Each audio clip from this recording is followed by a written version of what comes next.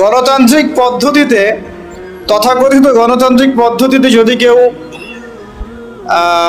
প্রতিবাদের ভাষা বেছে নেয়, রাজপথে নেমে পড়ে, ঠিক আছে, মারে এবং মরে।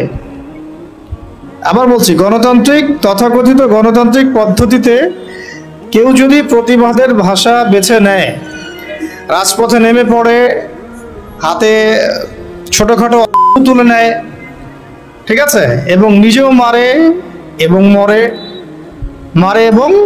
মরে, তো গণতান্ত্রিক পদ্ধতিতে আমরা তাদেরকে কখনো বলি না। কিন্তু এর যদি 10 ভাগের 1 ভাগও দাড়ি টুপিওয়ালা মানুষেরা করতেন, রাজপথে নেমে হালকা পাতলা কিছু অস্ত্র হাতে নিয়ে অন্যায়ের প্রতিবাদ করতেন এবং মারতেন এবং মরতেন, তখন দাড়ি টুপিওয়ালা মানুষদেরই এক শ্রেণী আবার ওই দাড়ি টুপিওয়ালাদেরকেই বলতেন, আর বাকিরা তো বলতোই, বিশ্ব মিডিয়া তোলপাড় হয়ে যেত। তাই এই হলো জাহালাত। দেখুন, তবে ওই ভাষায় যে কাজ হয় এটার প্রমাণ কিন্তু বিগত জুলাই বিপ্লব। কাজ তো হয়েছে নাকি? আমরা কিন্তু কেউ ছাত্র ভাইদের এই বিপ্লবকে সমালোচনা করছি না, তাদের এই অভ্যুত্থানের সমালোচনা কিন্তু আমরা কেউ করছি না। তাদেরকে কেউ বলেছে তারা এই কাজটা যদি আমরা করতাম রাস্তায় নেমে, তাহলে কি হতো কি না? আমরা তো করিনি, শুধু এতটুকু বলেছিলাম যে দিন কায়েম হয় দাওয়াত এবং মধ্য দিয়ে। তাতেই তো এই শব্দগুলো যারা বলেছে তারা ওই বেলাল রাদিয়াল্লাহু আনহুর মতো স্যাক্রিফাইস করতে হয়েছে, সুমাইয়া রাদিয়াল্লাহু আনহার মতো শহীদ হতে হয়েছে, কারো কাঁধে 10টা 20টা 50টা মামলা ঝুলছে, ঠিক আছে, কাউকে 10 বছর 12 বছর 3 বছর 5 বছর জেলে পচে মরতে হলো। এখনো যে কত কি হচ্ছে এগুলো তো আমরা সবাই জানি। তো এই যে দেখুন বৈষম্য, তাই না, ন্যায় বিচারের বৈষম্য, সত্য গ্রহণের বৈষম্য, এই বৈষম্যগুলো দূর করতেও ইলমের দরকার। কিসের দরকার? এই যে অ্যান্সারটা আমি দিলাম, এই অ্যান্সারটা কিন্তু তারা কেউ উল্টাতে পারবে না ইনশাআল্লাহ। এটা এমন একটা দলিল আপনাদেরকে দিলাম, এই দলিলটা তারা কখনোই কিয়ামত পর্যন্ত উল্টে দিতে পারবে না ইনশাআল্লাহ, যে তারা সার্জিসদেরকে কখনো বলবে না। গণতান্ত্রিক পন্থীরা এবং সো কল্ড ডেমোক্রেটিক সিস্টেমের মধ্যে যারা আছেন তারা কখনো আমাদের এই ভাইদেরকে কখনো সন্ত্রাসী বলবে না, বরং গণতান্ত্রিক পদ্ধতিতে তারা এই কনফ্লিক্টগুলোকে জায়েজ করে নিয়েছে। এটা আমরা যদি সিরাতের ভাষায় কথা বলতাম এবং তাবলীগের সাথে, দাওয়াতের সাথে আমরা বলতাম, এতটুকু বলতাম যে অন্যায়ের প্রতিবাদ করা উচিত, যেখানে জুলুম হবে তার প্রতিরোধ করা উচিত, শুধু প্রতিরোধ করা উচিত, তাহলে আমাদেরকে বিশ্ব মিডিয়ায় একেবারে বলে তুলকালাম করে ফেলবে, তাই না? করেছে, করতো, ভবিষ্যতেও করবে। ভবিষ্যতে আবার নতুন কোনো মদ আসে, নতুন কোনো বোতলে, বুঝতে পারছি কি, নতুন কোনো মদ আসে, নতুন কোনো বোতল আসে, তাহলে তারাও একই সুন্নতেই হাঁটবে বলে আমরা মনে করি। এই জন্য আমরা এই পদ্ধতিতে যারা আছে তাদেরকে বিশ্বাস করতে পারি না। এই আদর্শ, এই দিনের মধ্যে যারা প্রবেশ করেছে তাদেরকে আমরা সিরাতের আলোকে বিশ্বাস করতে পারি না। যাই হোক, ওইটা আমাদের আজকে আলোচনার টপিক না। ইনশাল্লাহ একদিন আপনাদেরকে পলিটিক্যাল সায়েন্স পড়াবো ইনশাল্লাহ, এটা নিয়ে অনেক কথা আছে আর কি। কিভাবে এর মধ্যে শিরক আছে, কুফর আছে, এবং কিভাবে এরা রোমানদের দাসত্ব করছে, রোমান সভ্যতার দাসত্ব তারা কিভাবে করছে, আমি আপনাদেরকে দলিল দিয়ে, প্রয়োজনীয় স্লাইড দিয়ে বা প্রেজেন্টেশন দিয়ে বুঝাই দিব ইনশাআল্লাহ। আজকে অন্য প্রসঙ্গ, যেহেতু ওই প্রসঙ্গে আসি, যে যত কিছুই আমরা দেখছি আশপাশে, আবার কনক্লুশনে আসি, যত কিছু, যেমন ব্যক্তি জীবনের ফিতনাগুলো, ব্যক্তি জীবনের জাহালাতগুলো, সামাজিক ফিতনাগুলো, সামাজিক জাহালাতগুলো, অর্থনৈতিক ফিতনাগুলো, অর্থনৈতিক জাহালাতগুলো, সাংস্কৃতিক ফিতনা, সাংস্কৃতিক জাহালাত, পলিটিক্যাল ফিতনা, পলিটিক্যাল জাহালাত, এবং দুনিয়াবি সাফল্য, পরকালীন মুক্তি, এই কয়েকটা মৌলিক বিষয়কে ট্রেস করতে হলে, বুঝতে হলে, আইডেন্টিফাই করতে হলে, এই সমস্যাগুলো চিহ্নিত করতে হলে এবং সমাধানের পথ বের করতে হলে একটাই সলিউশন, সেটা হচ্ছে আমাদের প্রত্যেককেই যার যার জায়গা থেকে ইলমের চর্চা করতে হবে। ঠিক আছে ভাই? ইলমের চর্চাটা আমরা কিভাবে করব, আমাদের সামনে রাস্তা কি কি, এবং আসলে আমরা যারা জেনারেল লাইনে পড়েছি তাদের হালত তো আরো দুর্দশা অনেক বেশি খারাপ। তো সবকিছু মিলিয়ে আমাদের একটু মানে সলিউশনে আসতে হবে যে কিভাবে আমরা করতে পারি। প্রথম কথা হচ্ছে ভাই, 1 নাম্বার পয়েন্টগুলো খুব ভালো করে একটু মাথায় নিব আমরা। 1 নাম্বার হচ্ছে যে ইলম যে ফরজ, এটা আমার মাথায় আগে সেট করতে হবে। কি বললাম ভাই বলেন? ইলম অর্জন যে ফরজ, এটা আপনার মাথায় আগে বদ্ধমূল করতে হবে, মনন মগজে, হৃদয়ে মননে মগজে বদ্ধমূল করতে হবে যে ইলম অর্জন করা নফল নয়, সুন্নত নয়, মুস্তাহাব নয়, এটা ফরজ কাজ। তো প্রথম কথা কি বললাম বলেন? ইলম অর্জন করা যে ফরজ, এটা আমাদের মনে মেজাজে দেমাগে বদ্ধমূল করতে হবে। বুঝতে পারছি? আমরা সবাই কিন্তু জুমার নামাজকে গুরুত্ব দেই না, মানে দৈনিক নামাজ সে পড়ুক না পড়ুক জুমার সালাতে হাজির। কেন? তার ধারণা হচ্ছে এই নামাজ না পড়লে তার ইসলাম টিকবে না, কাফের হয়ে যাবে, তাই না? আবার দেখা যায় রমজান মাসে রোজা মাস্টবি রাখতেইছে, তারাবি পড়ছে। তো অনেকে নামাজ পড়ছি, কেন পড়ছি? কারণ আমি এটাকে ফরজ হিসেবে মূল্যায়ন করছি। কিন্তু আপনি ইলম অর্জনকে মূল্যায়ন করছেন না খুব একটা, কারণ আপনি এটাকে ফরজিয়াতটাকে আপনি মূল্যায়ন করতে পারছেন না। মনে করছেন এটা নফল, করলেও হয় না করলেও হয়, এটা ওলামায়ে কেরামদের কাজ, আমাদের করতে হবে না, আমরা না করলেও চলবে। আবার অনেকে মনে করেন যে অনেক সময় পড়ে আছে, পরে শিখে নিব, এটা একটা ধোঁকা শয়তানের। আবার অনেকে মনে করেন যে আমার বয়স হয়ে গেছে, আমি পারবো না, আমি জেনারেল লাইন থেকে আসছি, আমি কি পারবো এগুলা, এরকম অনেকে মনে করেন। শয়তান 3টা ধোঁকায় ফেলে আমাদেরকে আর কি। একটা হচ্ছে যে আমার দ্বারা হবে না, আমি পারবো না, এটা একটা ধোঁকায় ফেলে। আরেকটা হচ্ছে আমি অনেক জানি, আমার জানার দরকার নাই। এটাও জেনারেল ভাইদের মধ্যে বহুত ফেতনা আছে এরকম আর কি। ফেসবুকে কি কম দেখলাম, ইউটিউবে কি কম লেকচার শুনছি, আমি কি কম বিষয়ভিত্তিক বই পড়ছি, এরকম চিন্তা আর কি। তো মনে করে আমি অনেক জানি, এবং অনেক জানি এতটাই কেবার বা আত্মহমিকা চলে আসে যে উলামায়ে কেরামের সমালোচনা করতে বা তাদের ভুল ধরতে বা তাদেরকে অনেক সময় কাফের ফতোয়া দিতেও বুক কাঁপে না। দেখা যায় যে মানে স্বঘোষিত মুজতাহিদ হয়ে গেছে। মুজতাহিদ বুঝলেন কিনা, এটা ইজতিহাদ করার যোগ্যতা সে অর্জন করে ফেলেছে বলে মনে করে, মানে সে নিজেকে স্কলার মনে করে, এক কথায় আপনাদের ভাষায় কি স্কলার মনে করে। কিন্তু সে কিন্তু কোনো মানে ক্লাসিক্যাল একাডেমিক পড়াশোনায় সে যায় নাই। তো এই 3টা ফিতনায় আমরা জর্জরিত হই। একটা হলো আমি অনেক জানি, আমার জানার দরকার নাই। একটা হলো আমার দ্বারা হবে না, আমি পারবো না। আর একটা হচ্ছে অনেক সময় পড়ে আছে, পরে শিখে নেব। কি এমনটা হয় নাই? আচ্ছা, তাহলে সবার আগে আমাদেরকে যে বিষয়টার দিকে ফোকাস করতে হবে সেটা হলো ইলম অর্জন যে ফরজ, তালাবুল ইলমি ফরিদাতুন আলা কুল্লি মুসলিম, এটা আমার মগজের মধ্যে আগে বসাতে হবে। এটার ফরজিয়াত যদি আমি বুঝতে পারি, তাহলে আমি প্রতিদিন অন্তত পক্ষে 1 ঘন্টা সময় তো দিতে পারবো ইনশাআল্লাহ। অন্তত 1 ঘন্টা দিতে পারবো না ইনশাআল্লাহ? ইনশাআল্লাহ।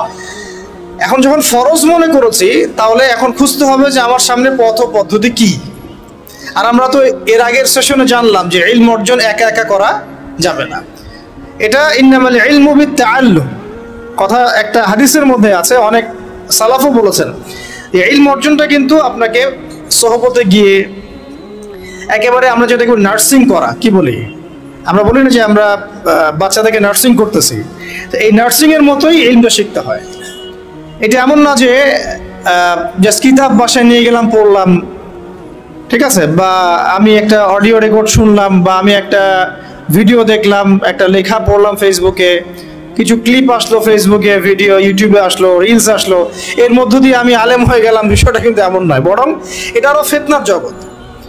এটাতে উপকার থাকতে পারে কিছু, কিন্তু অপকার অনেক অনেক বেশি।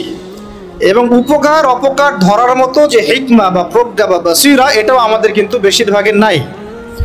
তাই আমরা যদি ওই জগতে ইলম খুঁজতে যাই, তাহলে একটা মারাত্মক ভুল করব, তখন আমি নেক্সট সুরতে ধোঁকা খাইতে পারি। তাই ইলম অর্জন করতে হবে উলামায়ে কেরামের সোহবতে এবং তত্ত্বাবধানে, পরামর্শ নিয়ে, তাদের কাছে সিলেবাস করে নিয়ে এবং তাদের সাথে যোগাযোগ রেখে। এমন নয় যে বিষয়টা আপনার মাথার উপরে একজন ওস্তাদই থাকতে হবে, আপনি চাইলে 10 জন 15 জন 20 জন ওস্তাদও রাখতে পারেন। এক একটা সাবজেক্টের এক একজন ওস্তাদ থাকতে পারে। আবার যদি দেখা যায় এত অ্যাভেলেবিলিটি নাই, আমার এত ওস্তাদ আমি পাচ্ছি না, অন্তত তখন একজন রাখেন, তখন অন্তত একজন রাখেন, এমন একজন ওস্তাদ রাখেন যাকে যাকে ওলামায়ে কেরাম শ্রদ্ধা করেন। এভাবে আপনি আলেম খুঁজতে পারবেন না যে কার ফলোয়ার বেশি, কার মানে মাহফিলে বেশি লোক হচ্ছে, ঠিক আছে, কার সেমিনারে বেশি লোক হচ্ছে। এটা আসলে হকার বাতিল বা সাহিবুল ইলম এবং কে সাহিবুল ইলম না, এটার মানদণ্ড নয়, ঠিক আছে। ইলম কার কাছে আছে এটা খুঁজতে হলে একটা সূত্র আমি বলে দিই, যেটা আমি ফলো করেছিলাম সারা জীবন, এবং আলহামদুলিল্লাহ আমি এখানে ভুল করি নাই, আল্লাহ পাক আমাকে ভুল করার নাই আলহামদুলিল্লাহ। সেটা হচ্ছে আমি অলওয়েজ দেখেছি যে সাধারণ মানুষ কার পিছনে ছোটে এটা আমি দেখিনি। আমরা দেখেছি সাধারণ মানুষ কার পিছনে ছোটে এটাকে আমরা গৌণ করেছি, বরং আমরা দেখেছি ওলামায়ে কেরাম কার পিছনে ছোটে। বুঝতে পারলাম পার্থক্যটা? সাধারণ মানুষ কার পিছনে ছোটে এটা আমরা দেখিনি কখনোই, যেটা আপনারা দেখেন, অনেকেই দেখেন। আমরা দেখেছি ওলামায়ে কেরাম কার পিছনে ছোটে। এটা যদি আপনি দেখতে পারেন, আপনি ইনশাআল্লাহ একেবারে সাহিবুল ইলম পর্যন্ত পৌঁছে যাবেন ইনশাআল্লাহ। বুঝতে পারছি? এটা এখন আপনার দায়িত্ব। আমি তো একটা দুটা নাম বলে দিলে এটা আপনি বলবেন যে আমি তাকে পছন্দ করি না, আমি তাকে হক মনে করি না। আমাদের তো আবার হক মনে করার মানদণ্ড অনেক রকম, অনেক সময় এটা আবার বিভিন্ন দলে দলে ভাগ হয়ে গেছে আর কি।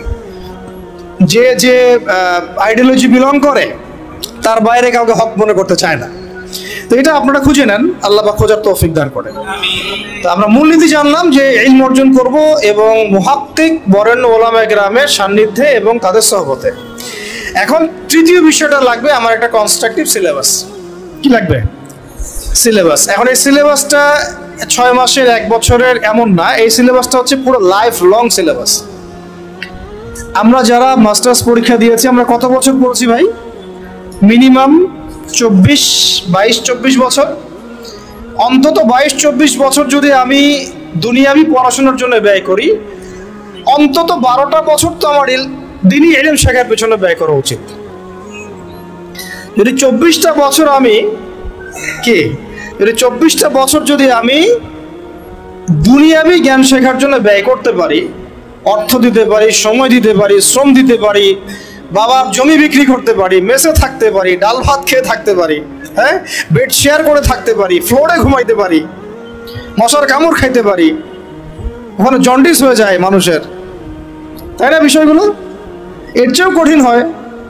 কেউ কেউ বাসা থেকে টাকা চাইতে লজ্জা পান, প্রাইভেট পড়িয়ে খান, টিউশনে করিয়ে খান, তাই না? অনেক মেয়ে তো আমরা শুনেছি যে পড়াশোনার টাকা ম্যানেজ করতে গিয়ে দেহের ব্যবসাও করছে। নাউযুবিল্লাহি মিন যালিক। কত স্যাক্রিফাইস, হ্যাঁ, দুনিয়াবি জ্ঞানের জন্য কত স্যাক্রিফাইস। তো যাই হোক, দিনের জ্ঞান অর্জন করার জন্য অন্তত অর্ধেক তো করেন, 10টা বছর তো দেই। কারণ দিনে ইলম তো আসলে 10 বছরে অর্জন করা যাবে না, এটা তো স্টার্টিং হবে, এটা হবে শুধুমাত্র বিগিনিং অনলি। কারণ ইলম কাকে বলে এটা তো আমি আসলে বুঝাইতে পারতেছি না, আমি আসলে বুঝতেছি যেটা আমি আপনাকে বুঝাইতে পারতেছি না। মুসা আলাইহিস সালাম এত বড় একজন রাসূল যার উপরে তাওরাত নাজিল হয়েছে, তাই না? তিনি একদিন তো বলে ফেলেছিলেন যে আমার মনে হয় যে আমি সবচেয়ে বেশি জানি। তাকে প্রশ্ন করা হয়েছিল, আপনি কি সবচেয়ে জ্ঞানী মানুষ কিনা? আল্লাহ রাব্বুল আলামিন তো এই জায়গাটা ধরেছেন এবং খিদর আলাইহিস সালামের সন্ধান দিয়েছেন, না আমার একজন বান্দা আছে তোমার চেয়ে বেশি জানে। তখন তিনি তার সাথে দেখা করার জন্য সফর করেছেন। এই সফরটা খুব লম্বা ছিল, কষ্টের সফর ছিল। সফর করে তিনি যখন তাকে পেয়েছেন, ওই খিদর আলাইহিস সালামকে, তো খিদর আলাইহিস সালাম বলেছিলেন যে ইন্নাকা লান তাসতাতিআ মাইয়া সাবরা, আমার কাছে এমন জ্ঞান আছে আল্লাহর পক্ষ থেকে যেটা অর্জনের ব্যাপারে তুমি আমার সাথে ধৈর্য ধরতে পারবে না। তুমি মুসা আমার সাথে ধৈর্য ধরতে পারবে না। নবীকে বলা হচ্ছে এই কথাটা, আরেকজন নবীকে বলা হচ্ছে তোমার চেয়েও জ্ঞানী মানুষ আছে, এবং তার নাম খিদর আলাইহিস সালাম। তার ব্যাপারে আল্লাহ পাক বলছেন ওয়া আল্লামনাহু মিন লাদুন্না ইলমা, আমি আল্লাহ তাকে আমার পক্ষ থেকে জ্ঞান শিক্ষা দিয়েছে। মানে আল্লাহ পাক তার পক্ষ থেকে তাকে জ্ঞান শিক্ষা দিয়েছেন। এবং তারা যখন ওই যে বোটে নৌকার করে সফর করছিলেন, তখন একটা পাখি এসে একটু পানি খেয়ে চলে যায়। তখন খিদর আলাইহিস সালাম বলেছিলেন যে এই যে পাখিটা যতটুকু পানি নিয়েছে, এই যে পাখিটা যতটুকু পানি নিয়ে গেছে এখান থেকে, এই পুরো কায়নাতের যে জ্ঞান, মানুষের অন্য মাখলুকের যত জ্ঞান আছে, তোমার আমার যত জ্ঞান ওই ওই পানিটুকুর মতো। আর এই যে পুরো দেখছো তুমি নদী এবং সাগর যত কিছু আছে, এটা হলো আল্লাহ রাব্বুল আলামিনের জ্ঞান। তো আমরা তো জ্ঞান কি ওটা বুঝাতে পারতেছি না। এই জন্য দেখবেন যে যত বড় আলেম হয় সে তত বিনয়ী হয় এবং তত বেশি সে মানে বইয়ের পোকা হয়ে যায়। আমাদের ওস্তাদদেরকে আমরা দেখেছি যে বই ছাড়া তারা তো মনে হয় একটা ঘন্টাও সময় অপচয় করেন না। কিতাব থাকেই হাতে অথবা সাথে ব্যাগে, চলতে ফিরতে খালি বই পড়ছেন আর পড়ছেন। তো এটা একটা সুরত। তাহলে আমরা বুঝলাম যে জ্ঞানের কোনো শেষ নাই। তাহলে যেহেতু কোনো শেষ নাই এবং জ্ঞানের মূল উৎস আল্লাহ রাব্বুল আলামিন, তাহলে এটা একটা লাইফ লং প্রসেস। তবে একটা নির্দিষ্ট গন্তব্যে গেলে আমরা মোটামুটিভাবে ফরজে আইন জানতে পারবো, অ্যাটলিস্ট কোরআন তেলাওয়াত শিখতে পারবো, অ্যাটলিস্ট ইনশাআল্লাহ আরবি ভাষাটুকু তুলনামূলক শিখতে পারবো ইনশাআল্লাহ।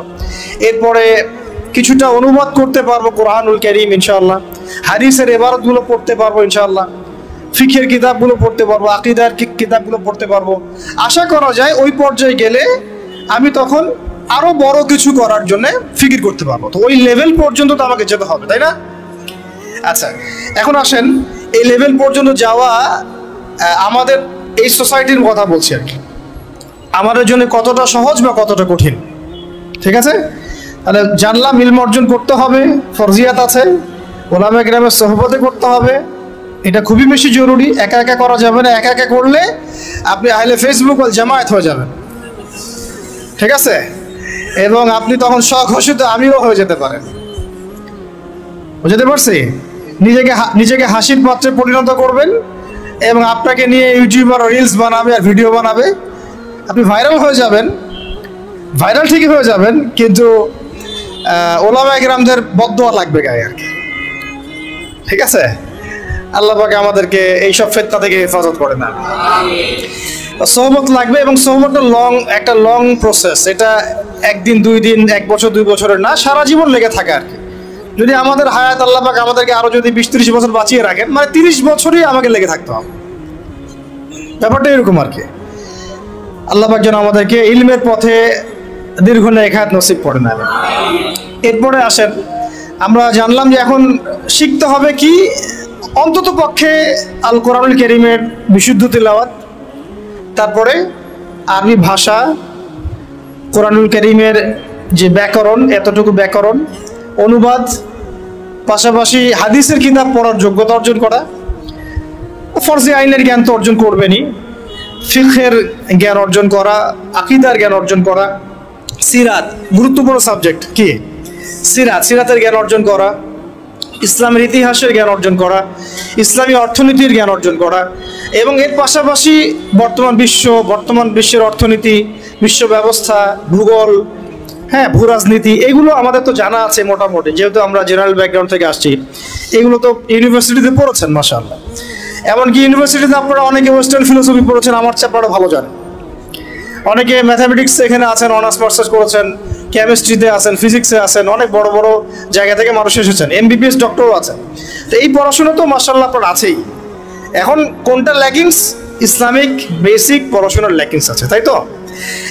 এখন আমাদের সামনে দুটো রাস্তা। একটা হচ্ছে বাংলাদেশের শিক্ষা সিস্টেমটা আপনি দেখবেন 2 ভাগে বিভক্ত আর কি। একটা ভাগ হচ্ছে মাদ্রাসা শিক্ষা ব্যবস্থা, একটা হলো জেনারেল শিক্ষা ব্যবস্থা। এখন মাদ্রাসা শিক্ষা ব্যবস্থা তাদের মতো করে তারা সাজিয়ে নিয়েছেন এবং এটার মধ্যে মাশাআল্লাহ যা আছে তার বেশিরভাগই কি আমাদের সবার জন্য উপকারী। হয়তো মাদ্রাসা শিক্ষার কারিকুলামে জেনারেল শিক্ষার কিছু সাবজেক্ট নাই, যেমন ধরেন ফিজিক্স নাই, বা সায়েন্সের বেসিক সায়েন্সগুলো নাই, ইংরেজি হয়তো সব জায়গায় বাধ্যতামূলক না, কিছু কিছু জায়গায় হয়তো আছে, তারপরে ভূরাজনৈতিক প্রেক্ষাপটগুলো নাই, ইকোনমিক্সের পড়াশোনাটা কম, মানে যে পড়াশোনাগুলো এখন ওয়ার্ল্ডকে ডিল করতে প্রয়োজন হচ্ছে, এগুলো কিছু কিছু ক্ষেত্রে কোনো কোনো মাদ্রাসায় নাই। আর যে মাদ্রাসাগুলো পুরোপুরি আধ্যাত্মিক, ঠিক আছে, ইলম এবং তাসাউফে পরিপূর্ণ, ওই মাদ্রাসাগুলোতে এই সাবজেক্টগুলোর প্রয়োজনও নাই। কারণ ওইটা যদি ওখানে ঢুকানো হয় তখন সেখানকার রুহানিয়াত নষ্ট হয়ে যাবে।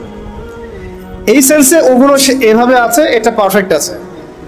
হয়তো তারা যখন আলেম হয়ে যাবেন, দাওরা হাদিস পাশ করবেন, মানে ইফতা দিয়ে ফেলবেন, এরপরেও তারা চাইলে কিন্তু ইংরেজিতে একটা কোর্স করতে পারেন, আইসিডির কোর্স করতে পারেন, তাই না, কম্পিউটার সায়েন্সের কোর্স করতে পারেন। এভাবে তারা তাদের সেলফ স্কিল ডেভেলপমেন্ট করতে পারেন।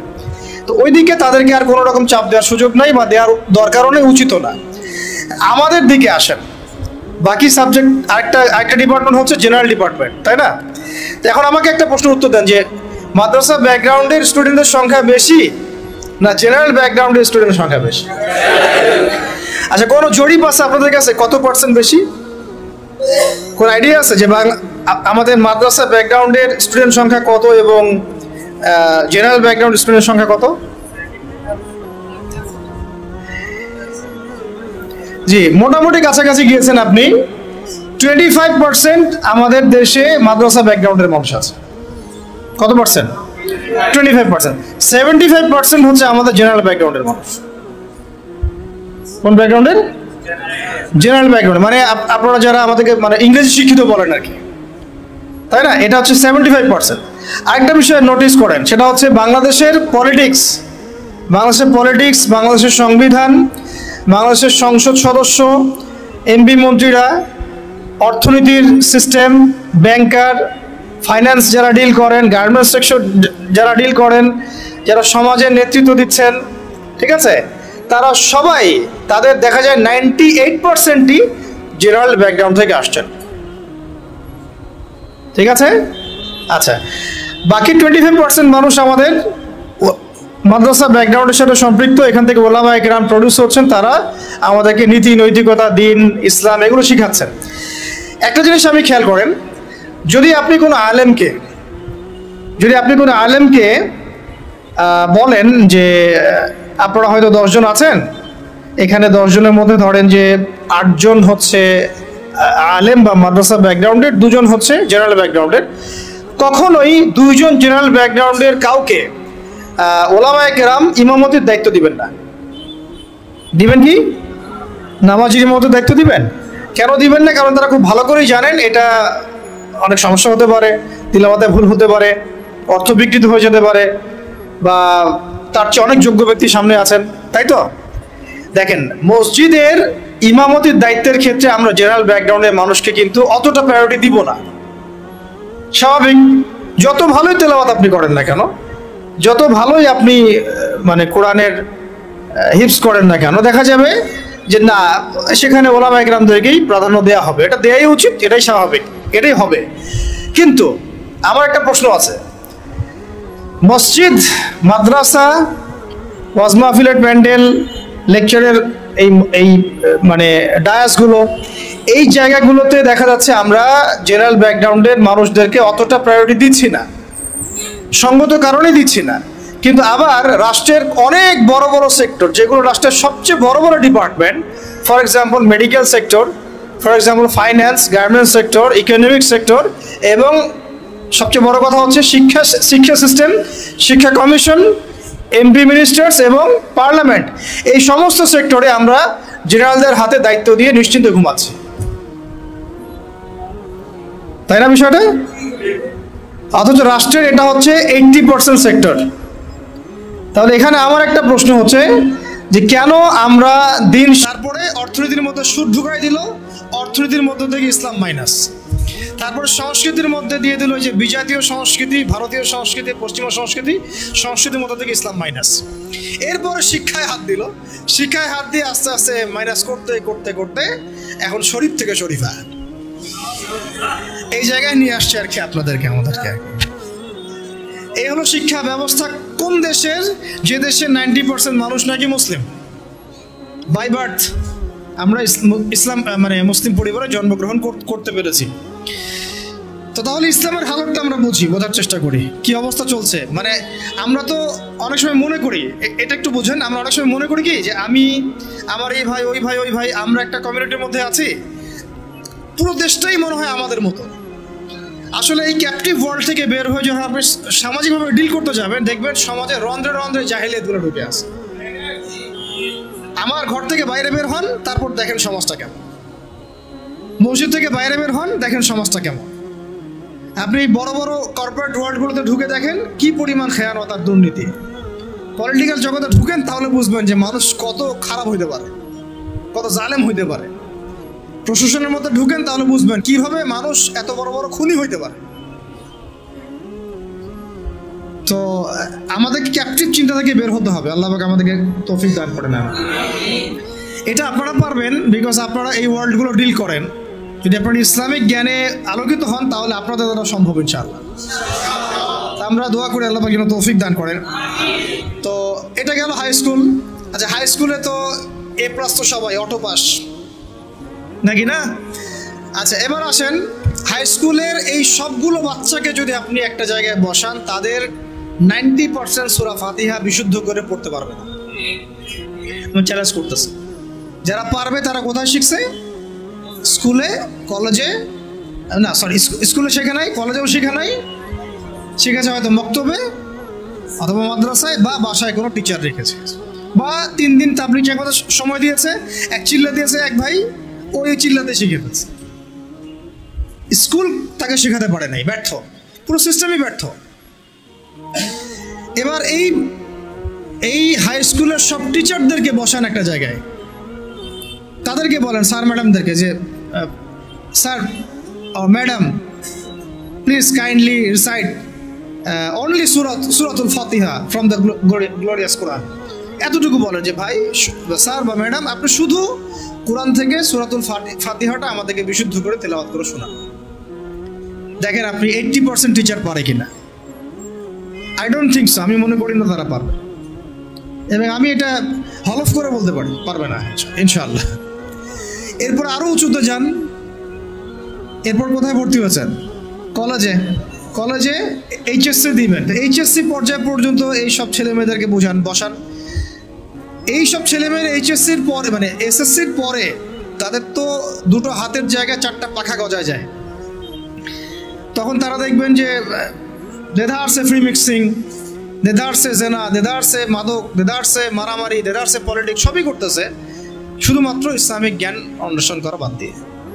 ইল্লা মাশাআল্লাহ, কিছু ভাইকে আল্লাহ হেদায়েত দেন, তারা ফিরে আসেন। ওই টিচারদেরকেও বসান, সেম রেজাল্ট পাবেন আপনি। তারপরে অনার্স লেভেলে যান, সেম রেজাল্ট পাবেন, আমি বলে দিলাম ওয়াল্লাহি সেম রেজাল্ট পাবেন। এরপর আপনি চলে যান মাস্টার্স লেভেলে, একদম সেম রেজাল্ট পাবেন। তাহলে এই যে 20 থেকে 22 বছর, সময় শর্ত, আমি শর্ট করলাম, আর অনেক কথা ছিল বলতে চাইছিলাম। তো এই যে 20-22 বছর আমাদেরকে যে পড়ানো হচ্ছে, একেবারে প্লে গ্রুপ থেকে নিয়ে আমাদেরকে যে মাস্টার্স পর্যন্ত পড়ানো হচ্ছে, আমার জীবনের যে 20-22টা বছর এরা খেয়ে ফেললো, এই 22টা বছর কি আমাকে শিক্ষামন্ত্রী ফিরাই দিবে? এই 22টা বছর কি আমাকে শিক্ষা কমিশন ফিরাতে পারবে? এই 22টা বছর কি আমাদের এই এমপি মন্ত্রীরা আমার 22 বছর, আপনার 22, আপনার 22, আপনার 22, পুরো 16 কোটি মানুষের মধ্যে 5-6 কোটি তো স্টুডেন্ট ছিল, সবার জীবন থেকে 20টা করে বছর তারা খেয়ে ফেলছে।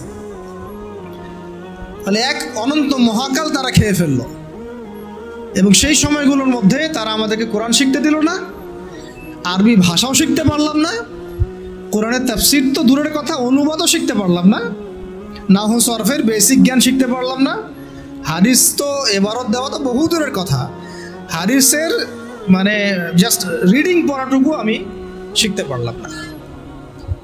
আকিদার কোনো দার্স হলো না, সিরাত শেখা হলো না, ফিকহ তো শেখাই হলো না, উসুল তো বহুত দূর কি বাদ। তাহলে যে বেসিক সাবজেক্টগুলো, সেগুলো আমরা শিখতে পারলাম না। অথচ এই বেসিক সাবজেক্টগুলো না শিখলে কেউ আলেম হওয়া তো বহু দূরের কথা, সে তালেবে ইলম হইতে পারবে না। কি হতে পারবে না? তালেবে ইলম হইতে পারবে না। তার মানে কি হলো? তার মানে হচ্ছে এই দেশের শিক্ষা ব্যবস্থা ইসলামের শিক্ষাকে বৃদ্ধাঙ্গুলি দেখাইছে। শিক্ষা ব্যবস্থার মধ্যে ইসলামের কোনো দরকার নাই।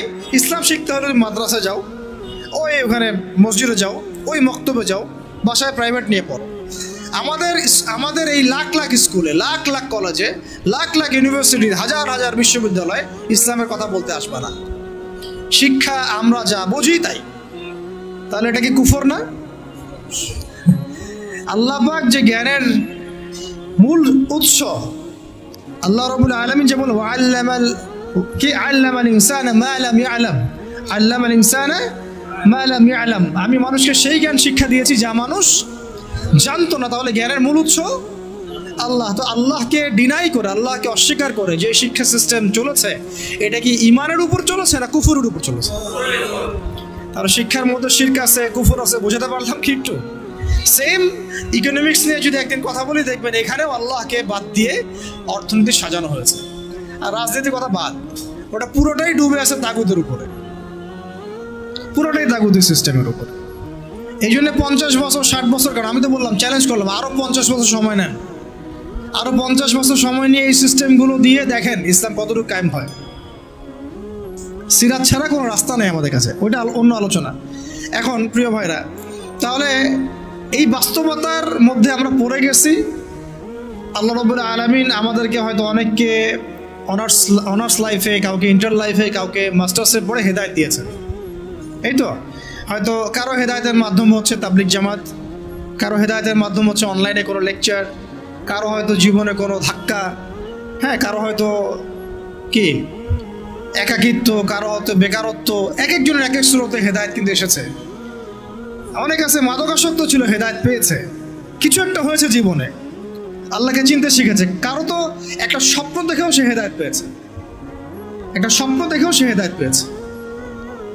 আমাদের এক ভাই বলছিলেন, আমি এক স্বপ্ন দেখেছিলাম যে স্বপ্নের মধ্যে আমি মনে হচ্ছে যে মরে যাচ্ছি। ওই দিন আমি ঘামা শুরু করলাম, সেদিন থেকে উঠে আমি ফজরের নামাজ শুরু করেছি, আজকে থেকে নামাজ ছাড়িয়ে নেওয়া। এমন অনেক ভাই কিন্তু আছে, মানে আমি বুঝাতে চাচ্ছি এক এক মানুষকে আল্লাহ এক এক সুরতে হেদায়েত দিয়েছেন। কাউকে একটা দার্সে বসে হেদায়েত দিয়েছেন, কেউ মিডিয়ার মাধ্যমে পেয়েছে, কেউ কোনো বই পড়ে পেয়েছে। এখন কথা হচ্ছে, আমরা পেয়েছি কত বছর পরে? 25, 26, কারো বয়স 25, কারো 26, কারো 30, কারো 20, কারো আরও বেশি, কেউ তো হয়তো এখনও পান নাই, এমন অনেকে আছেন। তাহলে আমাদের জীবনের হায়াতই বা কত হতে পারে? সর্বোচ্চ 60 বা 70 বা 80 বা 100 বছর তো আশা আমরা কেউ করি না, ঠিক আছে? গড় আয়ু এই উম্মার 60 বছর থেকে 65 বছর। এখন তাহলে বাকি আছে কতটুকু? যদি ধরি 20 বছর 25 বছর, তাহলে এখনও যদি এই বাকি 20 বছর আমি দিনের জ্ঞান শেখার জন্য ওয়াকফ করতে না পারি, তাহলে আমার চেয়ে বোকা পৃথিবীতে দ্বিতীয় কোনো মানুষ নাই। এই চেতনা জাগ্রত করার জন্য এতগুলো কথা বলা, যে এখনও যদি আমরা ওই আগে যেভাবে 25 বছর 30 বছর কাটিয়ে এসেছি, সেম স্টাইলে যদি কাটাতে চান ওই 3টা ধোকায় পড়ে, তাহলে ওয়াল্লাহি আমার আপনার মতো বোকা এবং আহাম্মক মানুষ পৃথিবীতে আর কেউ নাই। তাহলে বাকি সময়টুকু কাজে লাগাই ইনশাল্লাহ। আর কাজে লাগাবেন কিভাবে? এই হচ্ছে লাস্ট কথা, আজানের আগে লাস্ট কথা হচ্ছে এটা, কাজে লাগাবো কিভাবে। আর কাজে লাগানোর জন্য আপনার কাছে আমার ক্ষুদ্র জ্ঞানে কয়েকটা অপশন আছে। এক হচ্ছে, আপনি কোনো একজন বরেণ্য আলেমকে ধরেন, আলেমকে ধরে তার দরবারে, তার দার্সে, তার মাদ্রাসায় পড়ে থেকে ইসলাম শিখেন, যেটা হয়তো সবার জন্য সম্ভব হবে না, তবে এটাই সবচেয়ে মুনাসিব পদ্ধতি। কেন বললাম? কারণ সালাফগণ এইভাবেই দিন শিখেছেন। ওলামায়ে কেরাম এর দরবারে দার্সে পড়ে থাকতেন, তাদের মাদ্রাসায় পড়ে থাকতেন, তাদের খেদমত করতেন, তার সাথে চলাফেরা করতেন, যেভাবে হোক ইলম শিখতেন। ইলম মানে তো শুধু লিখার পড়া না, ইলম মানে অনেক কিছু। ইলম মানে আখলাক, ইলম মানে আমল, ইলম মানে তাসকিয়া, অনেক কিছু ইলমের অন্তর্ভুক্ত। ইলম শুধু কিন্তু সার্টিফিকেটের নাম নয়। ওই যে মুসা আলাইহিস সালামকে আল্লাহ পাক বললেন, না তোমার চেয়ে জ্ঞানী মানুষ আছে, তিনি তো নবী ছিলেন, রাসূল ছিলেন, সুবহানাল্লাহ। তো এটা হচ্ছে একটা উপায় বা সুরত, যে একজন বরেণ্য আলেমকে খুঁজে বের করে, তার সাথে মশওয়ারা করে, তার সোহবতে থাকা, কন্টিনিউয়াসলি তার কাছে যাওয়া আসা করতে থাকা, এবং তিনি যে দিক নির্দেশনা দেন সেভাবে পড়াশোনা করা। এটা হয়তো সবার পক্ষে পসিবল নাও হতে পারে। দ্বিতীয় সুরত হচ্ছে যে এখন যে যেখানেই আছেন সেখান থেকে শিফট করে মাদ্রাসায় ভর্তি হয়ে যেতে হবে। মাদ্রাসায় ভর্তি হয়ে গিয়ে কোথা থেকে পড়া শুরু করবেন? যেহেতু আপনি এখনও তিলাওয়াতও জানেন না, তাহলে তিলাওয়াত থেকে। যেহেতু আপনি এখনও হয়তো কেউ তিলাওয়াত জানেন, কোনো হিফজ করা হয়নি, কিছুটা হিফজ করতে হয়, অথবা হিফজ করেছেন কিছু, এখন আপনি নাউসব থেকে শুরু করবেন, আরবি ভাষা থেকে শুরু করবেন, আস্তে আস্তে বড় ক্লাসে যাবেন। এখন আপনারাই জানেন ভালো করে যে আপনারা কোন পর্যায়ে আছেন। দেখা যাবে বেশিরভাগই কোরআন তেলাওয়াতও এখনও বিশুদ্ধ করে করতে পারছে না, বেশিরভাগই আরবি ভাষাও জানছে না। তাহলে এখন কি আপনাদের এই বয়সে মাদ্রাসায় শিফট করা পসিবল কিনা? বেশিরভাগের ক্ষেত্রে কি পসিবল? দেখা যাবে হয়তো 5% 10% পারবেন, বাকিরা কিন্তু পারবেন না। তাহলে তাদের কি সুরত? তাদের জন্য আরও স্রোত হচ্ছে, এটা খুব একটা ইফেক্টিভ না, তারপরেও এটা একটা মন্দের ভালো অপশন। সেটা হচ্ছে অনলাইনে অনেক কোর্সেস আছে বিভিন্ন প্রতিষ্ঠানে, সেখানে হয়তো 3 মাস 4 মাস 6 মাস করে বিভিন্ন কোর্স করতে করতে কিছুটা জ্ঞান শেখা, তাও সেটা একা একা না, ওই ওস্তাদদের সোহবতে থাকতে হবে, পরামর্শ করে থাকতে হবে। অনলাইনের একটা সেকশন হতে পারে, এই সেকশনে আমরা ইলম শিখতে পারি ইনশাআল্লাহ, এটা একটা সেকশন হতে পারে। এটা নিয়ে আমি পরে কথা বলছি ইনশাআল্লাহ, মাগরিবের পরে প্রশ্ন উত্তর পড়বে, কিছু কথা হবে ইনশাআল্লাহ। এটা 4 নাম্বার স্রোত হচ্ছে অফলাইনে মাদ্রাসায় ভর্তি না হয়েও ওলামায়ে কেরামের সোহবতে, তাদের তত্ত্বাবধানে এইরকম 6 মাস 3 মাস 1 বছর 2 বছর এরকম কিছু কোর্সের মধ্য দিয়ে শরিয়া গ্রাজুয়েশনের দিকে যাওয়া, শরিয়া গ্রাজুয়েশন কোর্সের মধ্য দিয়ে অথবা ইসলামিক ডিপ্লোমার কোর্সের মধ্য দিয়ে বা সাবজেক্ট ওয়াইজ বিভিন্ন কোর্সের মধ্য দিয়ে আপনি একটু একটু করে জ্ঞান শিখতে পারবেন। এটা একটা স্রোত হতে পারে। একটা হতে পারে যে তাবলিগের সময় দিয়ে, বেশি সময় দিয়ে ওলামায়ে কেরামদের সোহবত এখানে পাবেন, ওইখানে আবার কোরআন তেলাওয়াত থেকে শুরু করে আস্তে আস্তে একটু একটু করে আগানো। তো মূল পড়াশোনা কিন্তু এই 4-5টা মাধ্যমের মধ্যে ওই দুইটাই। একটা হলো আপনার মাদ্রাসা শিফট হয়ে ভর্তি হয়ে পুরো ক্লাসিক্যাল সিলেবাসে পড়াশোনা করা, যেটা বেশিরভাগের ক্ষেত্রে পসিবল হয় না। আর একটা হলো ওলামায়ে কেরামদের কোনো একজন, অন্তত একজনকে ধরে রেখে তার সাথে নিসবত রেখে যাওয়া আসা করতে করতে তার কাছে জ্ঞান শিখতে থাকা। এছাড়া কিন্তু জেনারেল শিক্ষিত এই ভাইদের জ্ঞান শেখার খুব একটা রাস্তা আমার জানা মতে আমার চোখে পড়ে না। বাকি যেটা আপনাদের সামনে পড়ে সেটা হলো আহলুল ফেসবুক ওয়াল জামাআ, যেটার মধ্য দিয়ে আপনারা জ্ঞান শিখবেন না, বরং জাহালাত শিখবেন। অল্প কিছু জ্ঞান শিখতে পারেন, অমুক একটা লেকচার দিচ্ছে, ভাই আপনার লেকচার শুনলাম, এই কথা বলছেন ওই কথা বলছেন, এইগুলো জাস্ট বিচ্ছিন্ন একটা কাটিং পিস আর কি। আমরা এই যে আজকে যে লেকচারটা হলো, এই লেকচারটা হয়তো পুরোটা অনলাইনে আপনি কখনো পাবেনও না, এমন হতে পারে। হয়তো এখান থেকে কেউ একজন অল্প কিছু অংশ দিয়ে দিচ্ছে, ওই অংশটুকু নিয়ে মানুষ ভাইরাল করে রেখে দিল, অথচ এখানে যে আরো অনেক আলোচনা হয়েছে এটা কিন্তু আর কেউ বুঝতে পারলো না, জানতে পারলো না। একইভাবে যারা এই ফেসবুকিং করে আর ইউটিউবিং করে, তাদের বেশিরভাগ কিন্তু দিনের জ্ঞানে পাণ্ডিত্য অর্জন করে নাই, তাই তাদের ম্যাক্সিমামই জানে না কোন অংশটুকু প্রচার করতে হবে আর কোনটা প্রচার করতে হবে না। এই কারণে তারা এমন অংশ প্রচার করে যেটার প্রচার করলে ওদের কাছে মনে হয় ভিউজ বেশি হবে, ওই ভিউজের ধান্দায় গিয়ে তারা সমাজে ফিতনা ছড়ায় দেয়। আর একটা বিতর্কিত বক্তব্য কারো চলে গেলে আমাদের তো একটা দায়িত্ব আছে, বিতর্কিত বক্তব্য আসলে আমাকে আবার কাউন্টার দেওয়াই লাগবে। তখন বিভিন্ন আলেম আবার বসে বসে ওয়াজ মাহফিলে কাউন্টার দেওয়া শুরু করবে, আবার ওই কাউন্টার পিসগুলোকে নিয়ে তারা আবার রিল তৈরি করবে, ক্লিপ তৈরি করবে, করে আবার কাউন্টার ভিডিও দিবে। এই চলতে থাকবে, মূল আলোচনা থেকে জাতি বঞ্চিত হয়ে গেল। তো এই জগৎটাতে আপনি ইলম পাবেন না, বরং বেশিরভাগই জাহালাত পাবেন। তার প্রিয় ভাইরা এবং বোনদেরকেও বলছে একই সাথে, বোনদের কথা বলতে ভুলে গেছি, আমার মনে ছিল না যে এখানে কিছু বোন আছে। এখন এটা হলো আপনাদের সুরত, আপনাদের কাছে তাও কিছু সাহসিকতা আছে যে ঠিক আছে আমি জব ছেড়ে দিলাম বা আমি আমার পড়াশোনা ছেড়ে দিলাম, দিয়ে আমি মাদ্রাসায় ভর্তি হয়ে গেলাম। এই সাহস তো করে অনেকদিনই ভাই, করে না? করছে। অনেকে বলছে ঠিক আছে আমি অফলাইনে শিখবো, ওস্তাদের কাছে শিখবো, 6 মাস 1 বছর 2 বছর যা লাগে লাগুক আমি শিখবো। এরকম সাহস কিন্তু অনেক দিনই ভাই দেখান। অনেকে আপনার অ্যাভেলেবল আলেমকে পান, তাদের সহবতে যেতে পারেন, তাদের সাথে কথা বলতে পারেন, বাট বোনরা কি করবে? তাদের তো সাপ্তাহিক তালিম ছাড়া আর কিছুই করার থাকে না। এমনকি বিয়ে হয়ে গেলে তো সংসারে চলে যায়, তখন তো সন্তান প্রতিপালন করতে তাদেরকে সব কিছু ব্যয় করতে হয়, তারা কিন্তু তখন ইলম শেখার সুযোগটা পান না। আর এই বোনরা যখন ইউনিভার্সিটিতে পড়েন, সেখানে মেসে থাকেন, তাই না? ওখানে দেখা যায় বাসার থেকে টাকা পাঠায় বা প্রাইভেট পড়ে টিউশনি করে তারা ইউনিভার্সিটিতে পড়াশোনা করেন, এবং অনেক দিনই সেখানে হ্যারাসমেন্টের শিকার হন, পর্দার খেলাফ কাজ করতে হয়, টিচারদের দ্বারা হ্যারাসমেন্ট হন, বন্ধুর দ্বারা হ্যারাসমেন্টের শিকার হন, কোনো সময় ধর্ষণের ঘটনাও ঘটে। আর কখনো ধর্ষণ না হলেও ফ্রি মিক্সিংয়ের কারণে অনেকেই জানায় লিপ্ত হয়ে যেতে পারে, তাই না? এটা কি পার্সেন্টেজ কম না বেশি? এটাও কিন্তু খুব মহামারীর মতোই ছড়াইছে বিষয়টা। এর প্রমাণ আমরা সবাই জানি, আমরা বাইরে হয়তো বলছি না, কিন্তু আমরা জানি ভিতর থেকে এটা হয়। তো এখন এই বোনদের দিন শেখার ফিকিরটা কি? তারা কিভাবে দিন শিখবে বলেন? আপনারা বলেন আমরা